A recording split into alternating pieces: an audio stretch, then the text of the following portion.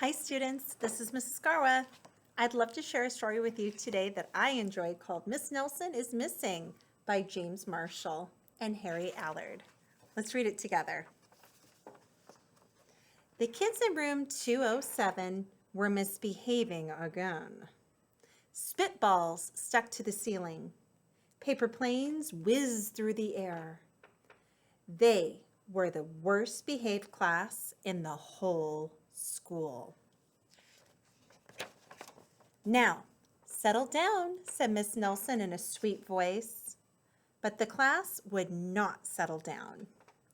They whispered and giggled. They squirmed and made faces.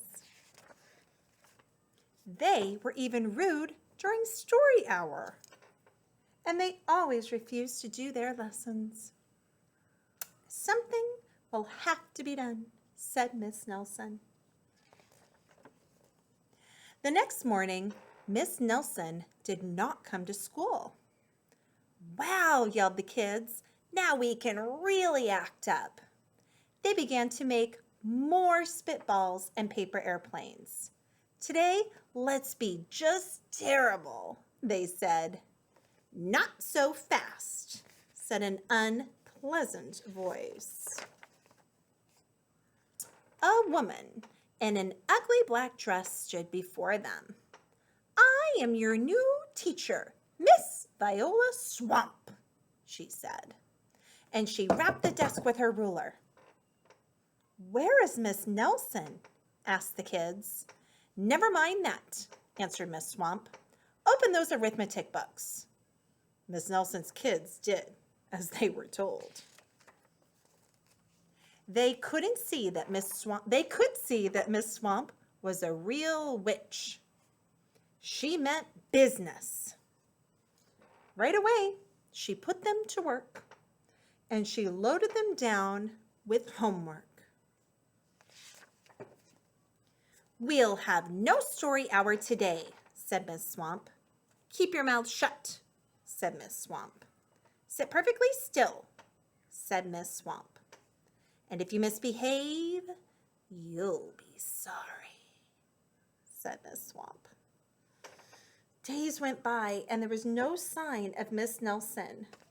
The kids missed Miss Nelson. Maybe we should try to find her, they said. Some of them went to the police. Detective McSmog was assigned to the case. He listened to their story. He scratched his chin. He said. I think Miss Nelson is missing. Detective McSmog would not be much help. Other kids went to Miss Nelson's house. The shades were tightly drawn, and no one answered the door. In fact, the only person they did see was the wicked Miss Viola Swamp coming up the street.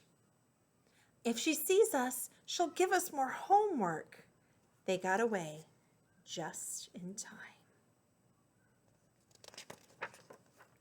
Maybe something terrible happened to Miss Nelson.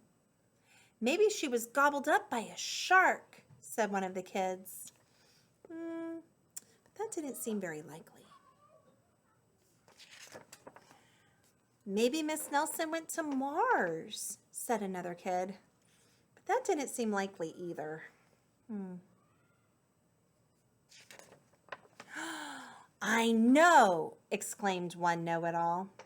Maybe Miss Nelson's car was carried off by a swarm of angry butterflies. But that was the least likely of all. The kids in room 207 became very discouraged.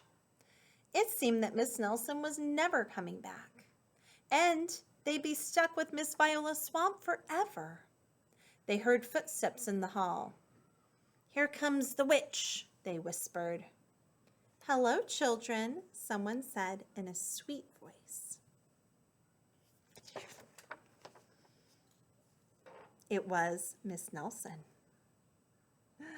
Did you miss me? She asked. Oh, we certainly did, cried all the kids. Where were you? That's my little secret, said Miss Nelson. And how about a story hour? Oh, yes, cried the kids. Miss Nelson noticed that during story hour, no one was rude or silly. What brought about this lovely change? She asked. That's our little secret, said the kids. Back home, Miss Nelson took off her coat and hung it in the closet, right next to an ugly black dress. When it was time for bed, she sang a little song. I'll never tell, she said to herself with a smile. P.S. Detective McSmog is working on a new case. He is now looking for Miss Viola Swamp. I hope you enjoyed. Thank you for listening.